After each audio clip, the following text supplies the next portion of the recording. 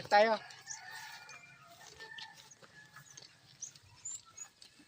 Pwede pumasok lahat? Wait a minute.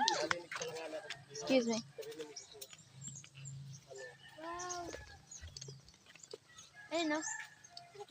Karaon baga na bulak namin, no? Ang blue ternate po, sir. Bulong po sa mga ano po yan. Oh, pigibig yan. Dito po sila ito pinapaitlog. Dito po sila nangungitlog. Ayun yung mga ikila. Ang maliliit na yan. Ayan. Pag naging caterpillar na yan, ililipat ko naman siya dito. Para alagaan at maalagaan. Ito po pa mo.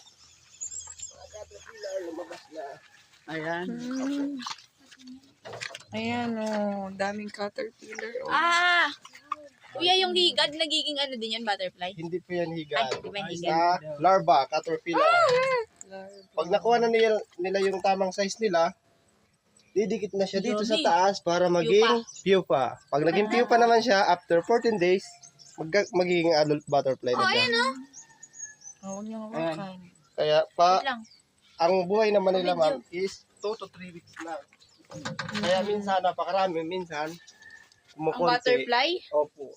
Kasi madali lang talaga ang buhay nila. 2 to 3 weeks lang. Ito pa. Iyo po, iyang papakawak sa inyo. Ayan, dito pa tayo. Butterfly. Batahag. Mga fruits po. Ayun oh, lots of butterfly. Ayan, no? Blue to. Dami oh. Ano po kayo sir? Dahil kasi sila nagpapara. Ano lawas? Ang dami guys, oh. Wow. Hapon na. Kapag Magayon magpapahinga na. magiging sir pag mga 10 a.m. 10 a.m. Ah, okay. So, dapat sa umaga Dami, pala guys, tayo, oh. guys. Oh. Oh, ang dami nila, oh. Babe. Sana may dumapo sa'yo. Diyan mo.